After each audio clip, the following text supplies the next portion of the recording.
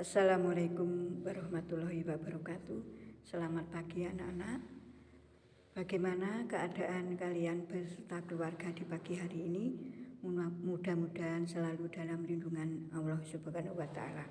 Anak-anak, untuk pagi hari ini kita nanti akan belajar tema meneruskan pembelajaran yang kemarin.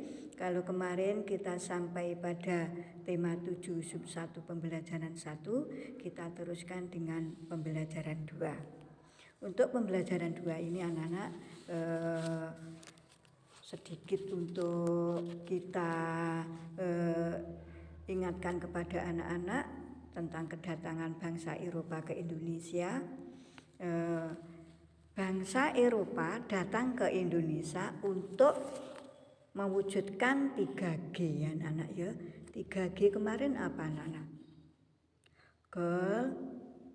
Lanjutnya apa anak-anak? Glory, kemudian apa?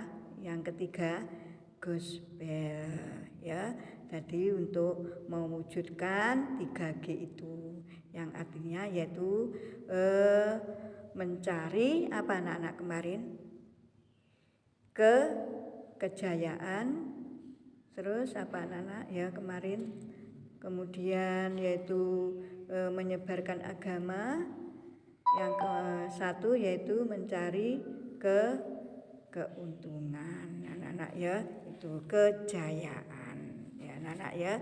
Jadi mencari kejayaan, menyebarkan agama, serta mencari kejayaan ya anak-anak ya. Tuh. Demi mewujudkan semboyan 3G tersebut anak-anak ya, bangsa Eropa di Indonesia membentuk pemerintahan kolonial untuk melanggengkan dan memperluas kekuasaan mereka. Penderitaan rakyat Indonesia menjadi bertambah. Ya, tuh. Pemerintah kolonial melakukan penindasan dengan membuat peraturan dan program kerja yang hanya menguntungkan pemerintahnya sendiri. Seperti yaitu tanam paksa, kerja paksa, dan lain-lain, sehingga rakyat Indonesia itu tidak diperhatikan lagi ya anak-anak ya. Itu adanya dengan paksaan demi mencari keuntungan kolonial tersebut anak-anak ya. Itu anak nanti bisa membacanya yaitu halaman berikutnya. Karena di pembelajaran 2 ini merupakan peristiwa-peristiwa yang bersejarah anak-anak.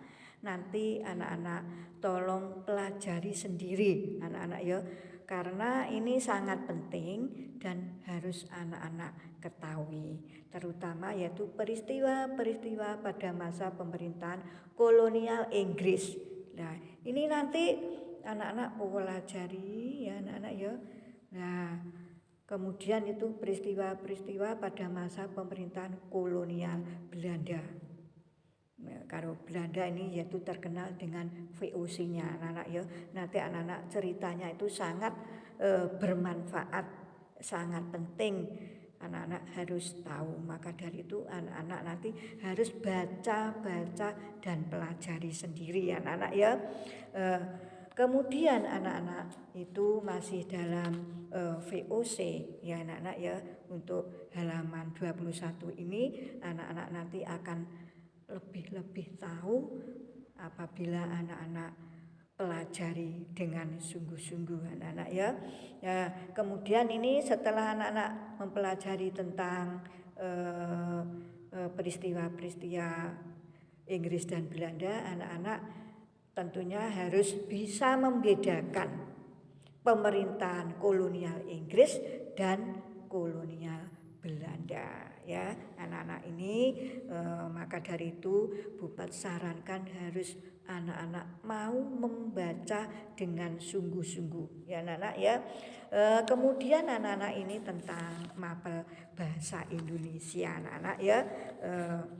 Untuk mapel bahasa Indonesia ini nanti anak-anak bisa mengetahui juga apa yang dimaksud dengan apa anak-anak itu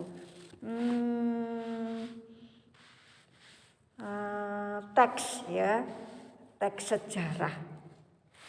Apa jadi anak-anak yang dimaksud dengan teks sejarah?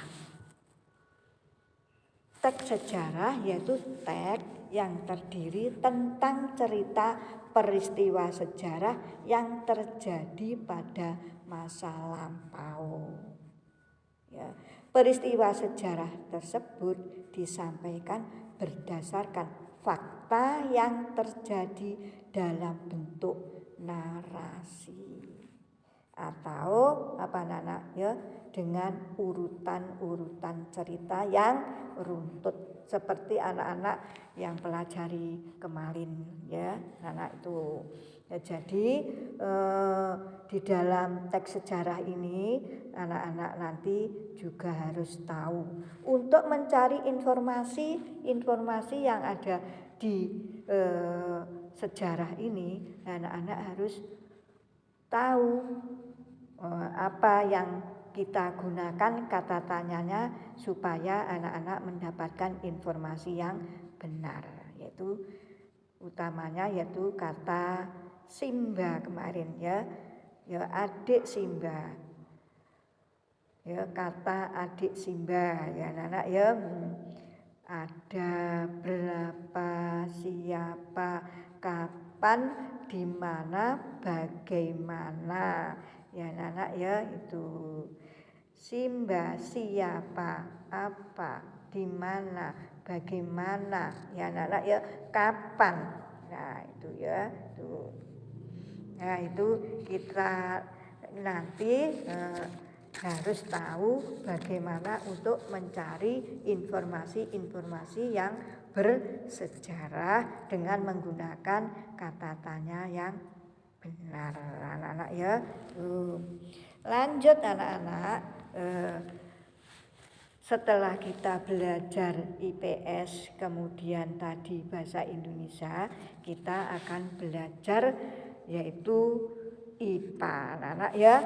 Nah anak-anak untuk IPA di pembelajaran hari ini kita akan belajar itu perubahan wujud benda anak-anak ya. Tuh.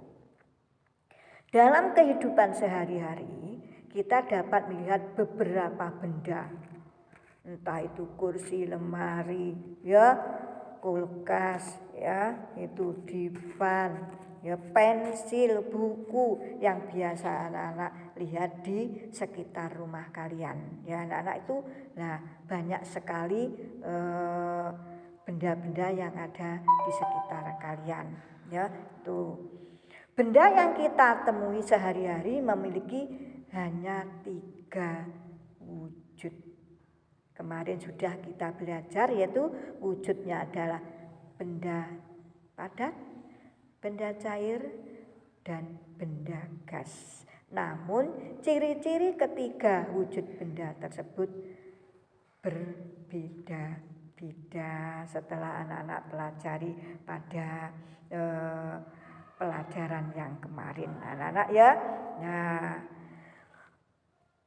perubahan wujud benda itu dibedakan pula yaitu apa anak-anak dengan ciri-cirinya, yaitu kalau benda cair yaitu ya perubahan wujud benda dibedakan atas pula pada benda padat, cair maupun gas anak-anak ya. Nah itu perubahan cair ke padat itu disebut dengan membeku. Jadi perubahan wujud benda dari cair ke padat itu disebut membeku. Sedangkan perubahan dari zat padat ke cair sebaliknya itu adalah mencair. Anak-anak ya, cair ke gas disebut menguap. Gas ke cair disebut mengembun, sedangkan padat ke gas disebut menyublim.